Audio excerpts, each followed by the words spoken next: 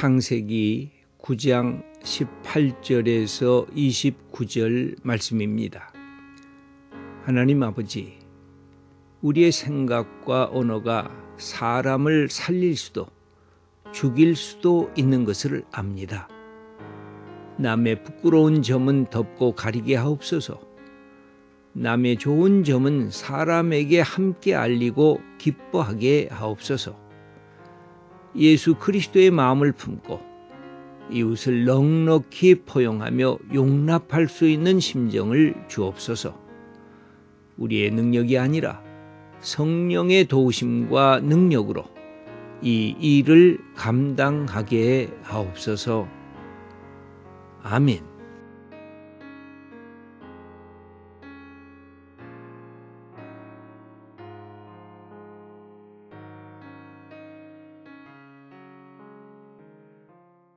여기 22절에는 함은 아버지의 하체를 보고 밖으로 나가서 그의 두 형제에게 알려 자기가 갖고 있었던 자기의 판단과 결정에서 아버지의 연약함과 문제점을 덮어 놓으려고 한 것이 아니라 셈과 야벳에게 그것을 이렇게 이야기했다는 것을 뜻하는 것입니다.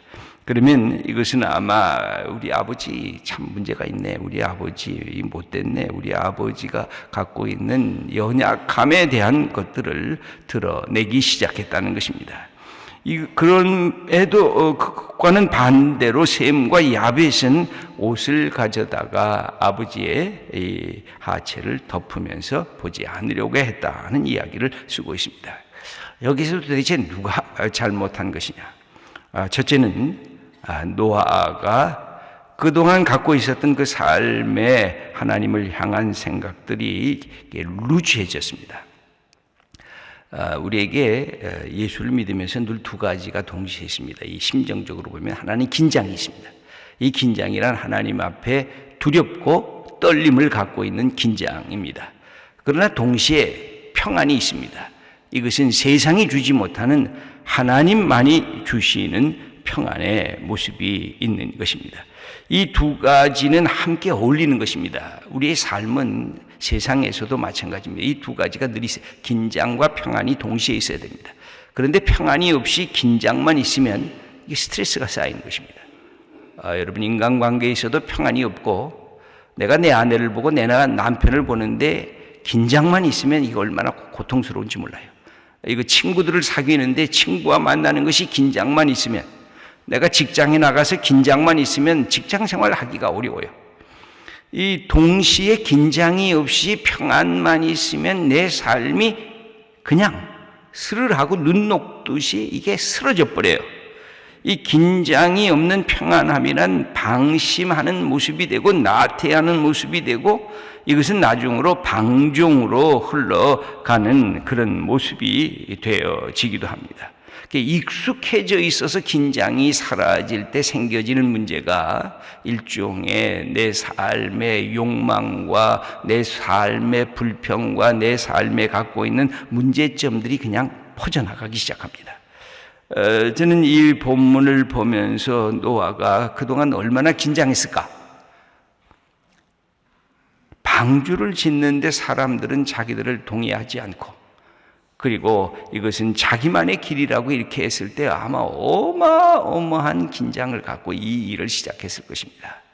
그리고 이 노아의 홍수의 시대가 끝난 다음에 노아의 한 면으로 모든 긴장이 풀어진 그의 평안을 볼 수가 있는데, 너무 평안하다 못해 그냥 팔자로 다 그냥 널브러져 있는 그 모습을 보면서 이 삶의 이 모든 것들이 다 무너진 그 하나의 현상을 여기서 보여주고 있습니다.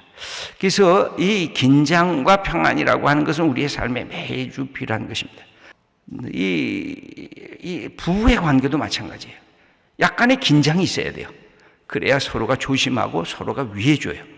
서로가 격려해 줄 수가 있어요. 여러분, 친구 간에 있어도 긴장이 필요해요. 내가 내 친구를 바르게 대해야 되겠다. 그래야 좋은 친구가 돼요. 한쪽이 긴장이 없고 한쪽이 긴장하면 그것은 주종관계가 돼요. 이 모든 구조가 다 그래요. 인간관계에는 긴장과 평안이 동시에 있어야 돼요. 그래야 상대방을 높여줄 줄 알고, 그래야 내가 갖고 있는 자존감을 지킬 수가 있어요. 그런데 이것이 지금 노아에게 무너지고 있는 거예요. 그게 평안함이 없이 긴장만 되면 얼마나 우리 인생이 스트레스가 되고, 그 다음에 긴장이 사라지게 되면 절제가 무너지게 돼요. 그러면 함부로 사람을 대해요. 여러분, 아주 힘 있는 사람들이 힘없는 사람들을 대할 때 긴장을 안 하거든요. 그럼 함부로 대해요. 막 욕설을 해요. 비난을 해요. 조롱을 해요. 이것이 갖고 있는 이 틀이, 이게 인간관계나 모든 삶의 자리에 다 똑같아요. 하나님 앞에서도 마찬가지예요. 긴장과 평안이 동시에 있어야 하나님을 하나님으로 섬기면서 하나님이 내게 주시는 위대한 이 평안의 기쁨을 누릴 수가 있어요. 그런데 이것이 무너졌어요. 그런데 그것을 보고 있었던 함은 아버지의 연약하고 부끄러운 것을 그의 형제들에게 동네방네 떠들었다고 할 수가 있어요. 그래서 이 형들은 그거야, 그러지 마라 하고 자기네들이 가서 아버지의 부끄러운 것을 덮어줬어요. 그래서 24절의 말씀을 우리 읽어보겠습니다. 노아가 술이 깨어 그의 작은 아들이 자기에게 행한 일을 알고, 25절입니다. 이에 이르되 가나안은 저주를 받아 그의 형제의 종들의 종이 되기를 원하노라 하고. 여기 조금 이상한 구절이 있어요. 누가 지금 이 잘못을 했다고 보이냐면 함이 잘못을 했다고 보여지는데, 함은 야단을 안 치고 함의 아들인 가나안, 네 아들 중에 막내 아들, 그러니까 함의 네 아들 중에 막내 아들인 가나안의 저주를 퍼부어요. 이게 무슨 뜻일까? 이 아버지와 아들과의 관계에 아주 긴밀한 연관성이 있었던 것 같아요. 어쩌면 이 손자가 되었던 가나안이 아버지를 더 부추겼는지도 모르겠어요. 본래 할아버지와 이 손자와의 관계는 그렇게 먼 관계가 아니라 사랑스러운 관계인데, 여기서 보면 오히려 가나안에게, 함에게 저주를 퍼붓지 않고 가나안에게 저주를 퍼붓게 되는데, 이 가나안이라고 하는 이 사람들이, 이 족속의 이들이 이 가나안 땅, 이 팔레스타인에 머물었던 아주 중요한 이 족속이었습니다. 그러면서 이 족속의 특징은 후대에도 보면 하나님을 거부하는 우상 숭배를 했고, 이 족속 중에 소돔과 고모라처럼 악이 창궐했던 그런 하나의 도시를 형성했던 그런 인물들로 나타납니다. 그러면서 26절의 이 말씀을 읽어보겠습니다. 또 이르되 셈의 하나님 여호와를 찬송하리로다.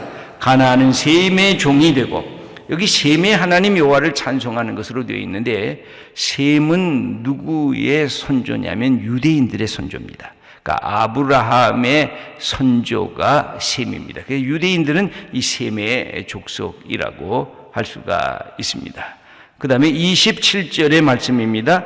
하나님이 야벳을 창대하게 하사 셈의 장막에 거하게 하시고 가나안은 그의 종이 되게 하시기를 원하노라 하였더라. 그 다음에 야벳은 또 다른 축복을 주었는데, 이 세상에서 사는 물질에 축복을 준 것으로 이렇게 기록하고 있습니다. 그리고 28절, 29절은 노아의 이 생애를 설명하고 있습니다. 여기에 보면 우리가 다시 생각해야 될 것은, 우리의 삶에 늘 하나님을 사랑하는 것에 긴장과 평안을 동시에 가져야 성숙한 사람이 됩니다. 긴장하는 것이 나쁜 것이 아닙니다. 긴장은 늘 자기의 정체성에 대한 확인입니다. 동시에 긴장만으로서 인생을 살아갈 수가 없습니다. 우리에게는 평안이 동시에 필요한 것이, 평안이란 하나님이 주시는 선물입니다. 긴장과 평안, 하나님 앞에서도, 내 아는 내 아내와 내 남편 앞에서도 이 긴장과 평안이 무너지면 그냥 이 부부의 관계도 그냥 모든 것이 다 함부로, 아내도 남편을 함부로, 남편도 아내를 함부로, 거기에 이런 애틋한 이 긴장 관계나 평안 관계가 없으면 거기에 생명의 이 다이나믹이 안 일어나요. 이 긴장과 평안이라고 하는 것은 인생을 사는 굉장한 축복입니다. 인격을 만들어가는 축복입니다. 여러분 속에 어떤 긴장이 있는가? 근데 긴장만 있는가? 여러분 속에 어떤 평안이 있는가? 근데 내가 평안만 있는가? 이 두 가지를 잘 아우를 줄 알면 인간관계도 그렇고 자기 자신과의 싸움도 그렇고 모든 삶에 하나님이 내게 주신 사명을 감당하는 인생의 목표를 추구할 때도 그렇고 이 두 가지를 통해서 우리는 성장하고 성숙하게 됩니다. 여러분, 제가 제 자신의 삶을 이렇게 돌아보면 이 두 가지를 잘 못해서 늘 어려움이 있어요. 때로는 너무 긴장만 하고, 때로는 긴장하게 놔야 되겠다고 평안만 하려고 그러고, 평안하려고만 그러면 사람이 게으러지고 사람이 나태해지고, 긴장만 하려고 그러면 내 속에 영혼이 없이 자꾸만 자기 자신을 갈고 먹고, 그러면서 사람이 자기 자신에 대해서 이게 협소하게 됩니다. 여러분, 여기에 노아는 이 일들을 잊어먹으면서 이렇게 자녀들과의 관계에 어려움을 겪은 사건이 오늘 본문의 사건입니다. 우리가 하나님 앞에 서는 것도 그래서 그렇습니다. 늘 하나님 앞에 두려움과 떨림으로 서는 것입니다. 왜? 하나님은 나보다 위대하신 분이기 때문에, 나하고 질적으로 다르신 분이기 때문에.